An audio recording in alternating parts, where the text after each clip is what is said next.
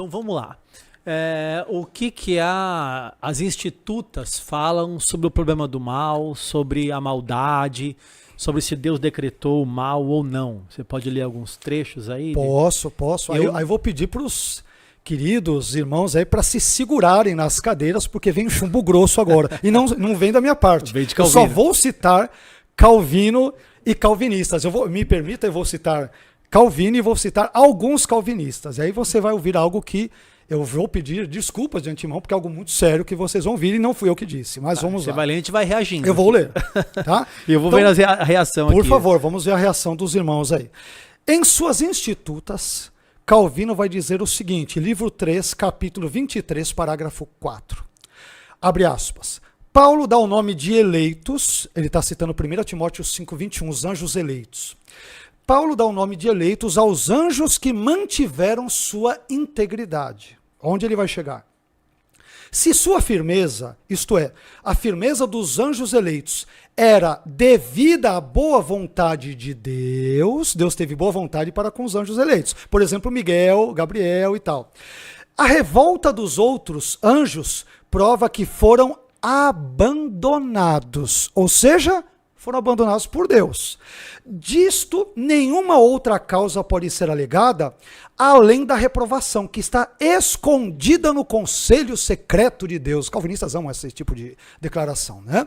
Então a ideia é, sabe por que Satanás, Lúcifer, um anjo bom, ele se torna Satanás? Ele foi abandonado por Deus.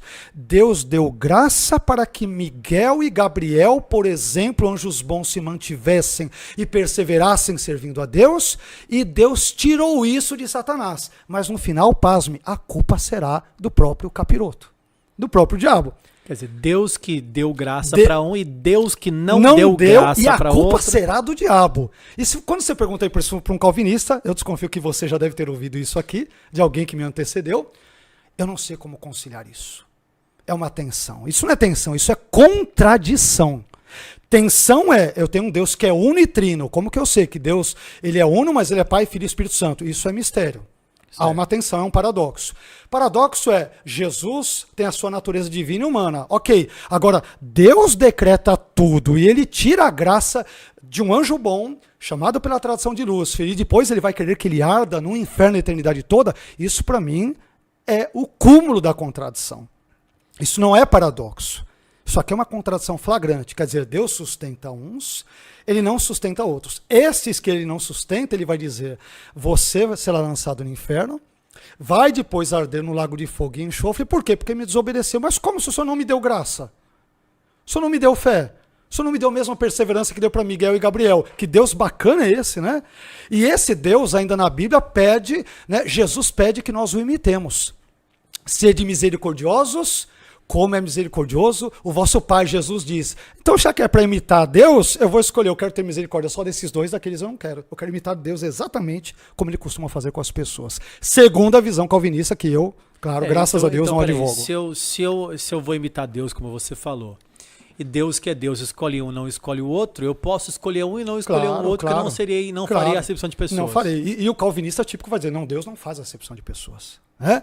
É engraçado isso, não, ele não faz. E aí tem todo um jargão, né? Romanos 9 lá, não tem escolher vasos de ira e vasos, então, vasos aí de é outro honra. texto que daqui a pouco a gente pode, Sim. se você quiser, Tá. vai anotando que eu chego lá. Deixa eu só continuar aqui para não beleza. atropelar tudo, né? Sim, sim. Isso aqui já dá, Romanos 9 dá outro podcast, mas daqui a pouco eu vou lá. Segura aí que eu vou lá. Tá bom. Agora, tá bom. Então perceba, por que Lúcifer cai? Decreto Ele de cai Deus. porque foi abandonado por Deus. Isso é muito sério. Deus o abandona e fala para ele, você vai arder no inferno e no lago de fogo e enxofre. Mas senhor, o senhor não me deu graça, não me deu fé, o senhor deu para Miguel e Gabriel, o problema é seu. Bacana isso, muito legal. Então, nesse contexto, ele não vai arder no lago de fogo e enxofre eternamente, porque ele pecou, mas porque Deus faltou provisão o abandonou. de graça e de perseverança da parte de Deus. Pronto. Entendi. Então Deus foi o culpado disso aí. Deus é o culpado. Mas o Calvino, você vai dizer... A resposta de Calvino, isso está escondido no conselho secreto de Deus. Não está escondido coisa nenhuma. Esse Deus é contraditório. Não tem nada disso de oculto. Né? Agora vamos continuar. Quanto à queda de Adão, eu gostaria também de destacar dois trechos das Institutas. Vamos lá. Falei da Sim. queda de anjos. De anjos, Agora agora estou vamos indo pra- porque envolve o problema do mal. Sim. Vamos lá. Livro 3, capítulo 23, parágrafo 7 das Institutas. Nada poderá negar que Deus soube antes de criar o homem o fim que haveria de ter. Por que ele soube? A explicação típica calvinista. E que o soube porque em seu conselho assim o havia ordenado. Deus quis que a queda acontecesse. Agora, olha lá. Isso aqui não é mistério, é contradição flagrante. Deus não somente previu a queda do primeiro homem, e com ela a ruína de toda a sua posteridade, mas assim o ordenou. Então Calvino não tem permissão tem para Armínio. Né? Até eu acho engraçado que a Confissão de Westminster vai dizer que Deus permitiu coisa nenhuma. Calvinista não aceita a ideia da permissão. Só que, claro, calvinista raiz não aceita a permissão. Calvinista Nutella Então você aceita. está falando que tem uma contradição também entre o Westminster e Calvino. Calvino fala ordenou, mas o Westminster fala que permitiu. Está lá escrito na Confissão de Fé, na CFW, Confissão de Fé de Westminster. Deus decreta permitir. Calvino não aceita a permissão. Tudo que Deus faz, Calvino deixa claro, Deus não assiste nada passivamente. Tudo que acontece, ele age ativamente. Então, permissão não faz sentido. Na boca de um verdadeiro calvinista, a palavra permissão não tem sentido. Na vida de um arminiano, tudo bem. Arminiano, molinista, todos os outros. Mas quando eu ouço um calvinista falando de permissão, eu falo, peraí, tem algo errado. Não é bem assim. Não é isso que Calvino ensina. O que não quer dizer, evidentemente, que um calvinista siga 100% Calvino, ou um arminiano siga 100% Armínio. É evidente, mas eu digo o que Calvino diz é isso. Agora, continuando, olha só. No segundo trecho, Calvino declara, abre aspas, no livro 1º, capítulo 15, parágrafo 8 das Institutas, sempre citando as Institutas por enquanto. O homem, isto é, Adão, antes da queda, possuía livre-arbítrio, por meio do qual poderia alcançar a vida eterna. Podia, pois, Adão, se quisesse, podia nada. Você vai ver que Calvino diz que podia, mas... Ele ordena, mas não podia. Você vai ver que ele fala que ele podia, isso é jogo semântico. E olha só, o texto vai provar que ele não podia coisa nenhuma. Só que é só para dizer que ele podia, Deus era legal, mas não podia coisa nenhuma. Podia, pois, Adão, se quisesse, permanecer como fora criado. Olha só, parece bem legal. E não caiu, senão por sua própria vontade. Será? Vamos continuar a ver o texto. Mas como sua vontade era flexível, a de Adão, tanto para um lado quanto para o outro, agora segura aqui, e não possuía a constância para perseverar, ele caiu tão facilmente. Agora vem. Porque Deus não lhe deu, a Adão, a virtude da perseverança, está oculta em seu conselho. A nós cabe saber com sobriedade. A linguagem é muito piedosa e tal, mas a ideia é, sabe por que Adão caiu no pecado? Porque Deus tirou-lhe o dom da perseverança. Isso Calvino não inovou, isso aí ele está bebendo de Agostinho, o chamado Agostinho Jovem. Né? Num dos seus livros ele vai trabalhar ali a ideia do dom da perseverança e ele vai dizer, Agostinho vai dizer que Deus dá o dom da perseverança na fé para alguns e não dá para outros. É exatamente aqui. Então sabe por que Adão caiu no pecado? Adão e Eva. Sim. Deus sonegou o dom da perseverança. Ele falou, eu não quero que ele persevere, eu quero que ele caia. Hã? E aí, mas espera aí, e quando eu leio Gênesis, o que encontra lá? Adão, você comeu porventura da árvore que eu te ordenei que não comesse? Deus, em qual Deus eu devo acreditar? O senhor realmente não quer que eu coma ou o seu decreto oculto fez com que eu comesse? Qual Deus? Então perceba que o calvinismo vai ensinar duas vontades em Deus, a vontade chamada decretiva e a vontade revelada.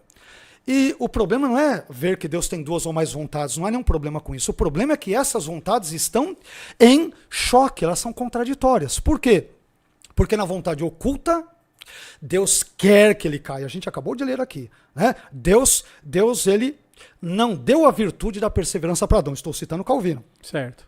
Então, na vontade oculta, Deus sonegou-lhe a virtude da perseverança. Mas na vontade revelada ele fala, poxa Adão, você comeu daquilo que eu te ordenei que não comesse? Claro que eu comi. O Senhor decretou que eu comisse. O Senhor decretou que eu caísse. Quem colocou a pedra para eu tropeçar foi o Senhor. Foi o Senhor que sonegou a virtude da perseverança. Claro, eu caí graças ao Senhor. Segundo a visão calvinista. Segundo a visão calvinista. Eu só estou lendo o texto e está trazendo.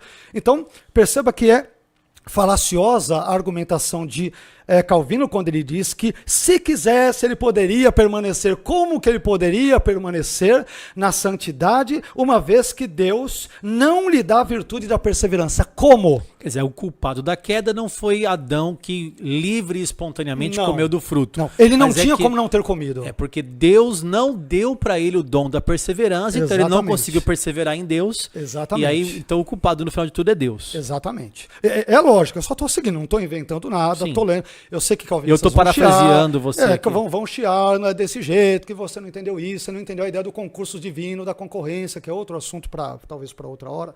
Enfim, eu entendi bem, e por ter entendido é que eu não sou calvinista. É exatamente por ter entendido exatamente o que o texto diz. Agora vamos lá. Além disso, eu já li algumas coisas chocantes. Não sei se você se choca ou não com isso. Eu vou piorar ainda mais. Agora vamos citar o que calvinistas, só calvinistas bem raiz, citam. Certo. Sobre o pecado. Sobre o mal também. Sem sair. Só vou dar voz e vez para eles. Então vamos lá. Segundo Edwin Palmer, lembra que você citou a ideia do amendoinzinho? Sim. Então olha só. Segundo Edwin Palmer, abre aspas, ele, Deus, pré-ordenou tudo segundo o conselho de sua vontade, Efésios 1:11. Ele cita exemplos. O mover de um dedo, o riso de uma garota, o erro de um datilógrafo e até mesmo o pecado. Até o pecado. Tá? Então Deus é o causador do pecado. Ele preordena tudo, até o pecado. Eu estou lendo um calvinista. Isso aqui é calvinismo raiz. Puro. Não tem nada de tergiversar, não. Isso é calvinismo. Mas vamos piorar bem aqui. De acordo com outro teólogo reformado alemão, calvinista, chamado Johannes Piscator, vive entre 1546 a 1625, olha o que ele vai dizer, abre aspas. Deus move as línguas dos homens para blasfemar. É isso que você ouviu. Deus move as línguas dos homens para blasfemar. Agora vai lá. Um biblista americano chamado Moses Stuart, ao discorrer sobre essa fala, me permita dizer, repugnante de Piscator, segundo quem Deus move as línguas dos homens para blasfemar, Stuart ele vai afirmar que essa declaração ela era costumeiramente mencionada por alguns membros do Sínodo de Dort, que ocorreu entre novembro de 1618 até maio de 1619. Tem muitos calvinistas que quase que idolatram o Sínodo de Dort, e olha que lições e que ensinos maravilhosos os teólogos de Dort falavam. E aí, olha o que ele vai dizer aqui. O Stuart ele vai dizer o seguinte sobre o que acontecia naquele contexto. Abre aspas. Balanqual, o deputado da Escócia para esse sínodo de Dort, entre 1618 e 1619, nos diz em suas cartas que ele e os deputados ingleses, todos os quais eram calvinistas rigorosos, palavra dele, não é minha, trabalharam muito para induzir o sínodo a expressar sua desaprovação, da afirmação de que Deus move as línguas dos homens para blasfemar. Até alguns calvinistas ficaram escandalizados com isso. Conclusão. Mas o sínodo recusou agir em relação ao assunto. Por quê? Porque eles sabiam que alguns dos seus membros estavam acostumados a dizer isso. Então vamos deixar a turma falar que Deus move as línguas dos homens para blasfemar. Isso é uma blasfêmia. Do mesmo rio não pode jorrar não águas dá. doces e É a turma de Dort, que bênção, né? Você vê que bênção. Obviamente estou sendo irônico. Continuamos. Calma que eu vou piorar ainda aqui mais. Vamos não lá. sei se dá para piorar? Não sei se dá para piorar. Se você quiser piorar, pode piorar. O último, que acho que é o golpe de misericórdia, né? Vamos lá. Além de Piscator, o celebrado filósofo e teólogo americano calvinista chamado Gordon Clark, muito venerado por muitos estudiosos calvinistas, né? Que vive entre 1902 e 1985, morreu até há mais ou menos pouco tempo, né? Ele faz a seguinte afirmação chocante em uma das suas obras. Abre aspas. Quero afirmar muito franca e incisivamente que, se uma pessoa fica bêbada e atira na família, era vontade de Deus que ela o fizesse. Quer dizer, a pessoa ficou bêbada, foi vontade de e Deus. E atirou. Deus ordenou isso. Deus quis que isso acontecesse. E o que é pior? A culpa vai ser do bêbado que bebeu, atirou, porque Deus quis que ele fizesse. Ele simplesmente seguiu o conselho divino, o decreto secreto de Deus, assim por diante. Então, os calvinistas dizem nessa parte que eles não entendem como isso se harmoniza. Pois ninguém entende, porque isso é uma profunda contradição Não existe. O Deus da Bíblia, de novo, pode ter várias vontades. Qual o problema básico e fundamental do calvinismo? É que essas vontades estão em choque, elas são contraditórias. É um Deus que, na surdina, no decreto oculto, ele quer que Adão caia no pecado, mas na vontade revelada ele fala, olha, não coma de nada, né? Tal, pressupondo que o homem tem poder. Não tem nada, Deus tirou-lhe a virtude da perseverança, porque Deus quis que caísse. Então, esse é o problema sério. Isso não é tensão. Todo calvinista usa esse argumento. O que eles fazem? Qual é o argumento? Eles pegam carona nos conceitos de trindade e da natureza hipostática, né, das duas naturezas de Jesus. Então a ideia é, como existe um Deus que é unitrino, como você explicar Pai, Filho e Espírito Santo? Isso é mistério, concordo. Certo. As duas naturezas, Jesus, Deus, Deus. Exatamente. Então isso. Aí ele aproveita e coloca o problema do mal para que a contradição calvinista também fale a mesma língua e semanticamente possa ter o mesmo tratamento que a trindade e a união hipostática recebe. Isso não é paradoxo, isso é profunda contradição. Além de retratar Deus como os queridos, as pessoas que nos acompanham devem ter percebido. Deus é claramente, na visão calvinista, o autor do mal e do pecado. À luz de tudo que lemos, eu só li e comentei. Né? Você vai ter pessoas em Dort, várias falavam. Isso foi tão chocante, até para muitos dos dortianos, que eles falaram, olha, proíba, não deixa o pessoal falar aí não. E aí, chegaram e falaram, não, mas como era algo comum, que muitos falavam, era normal falar que Deus move a língua dos homens para blasfemar, deixa quieto, vamos fazer vistas grossas. Isso para mim é blasfêmia. Isso não é contradição, exemplo, isso não é tensão. A guerra que está acontecendo agora, está no decreto de Deus, né? Quer dizer, Deus decretou que mandasse um míssil lá no hospital e ferisse, está no decreto de Deus isso? No máximo, de novo, eu entendo que nesses casos é um decreto permissivo. Deus decreta permitir. Por que permitir? Deus não executou aquilo, não fez ativamente. A pessoa pegar o braço e atirá-la. Ótima colocação, ótima colocação. A sua fala foi muito boa. Na visão calvinista, em última análise, Deus, ele acaba sendo como que o único agente do universo, porque ele é a causa primária. Nós as causas secundárias. Só que em última análise, perceba que se Deus, por exemplo, tirou o dom da perseverança de Adão, de modo que ele não tinha como fazer outra coisa a não ser cair em pecado. Certo. Ele não tinha condição real de fazê-lo. Calvino vai dizer que tinha, ele podia coisa nenhuma, como a gente buscou provar, ele não tinha como fazê-lo. Então, em última análise, o homem acaba funcionando como se ele fosse uma alavanca. Deus move aquela alavanca, essa alavanca move a pedra, mas a culpa é da alavanca. A culpa é da alavanca. Então, em última análise, a maneira como o calvinismo vê Deus, essa perspectiva unicausal, pancausal, como eu mencionei brevemente e citei aí, vai tornar Deus, em última análise, como o único agente no mundo. Peraí, mas Deus não é o único agente. Eu sou um agente moral, você é, as pessoas que nos ouvem. Isso envolve, inclusive, a resposta a uma das perguntas que calvinistas frequentemente fazem a nós arminianos. Mas quem colocou o futuro lá para que Deus possa ver? Bom, Deus e os homens colocaram o futuro lá. Deus não é o único agente que existe no universo. Ele é o agente supremo, soberano, criador dos céus e da terra, tem todas as coisas no seu controle, mas assim existem agentes, quer angelicais, quer humanos. Então, Deus, todo o curso da história, com os homens, todo o curso da história foi permissão de Deus, ele foi permitindo e deixando que isso acontecesse. Todo curso não. Tem coisas que Deus decreta, certo, ativamente. Por exemplo, Deus decretou criar o mundo. Não consultou ninguém, não permitiu. Ele criou ativamente. Deus decretou colocar Adão e Eva no jardim do Éden. Não tem nenhuma permissão.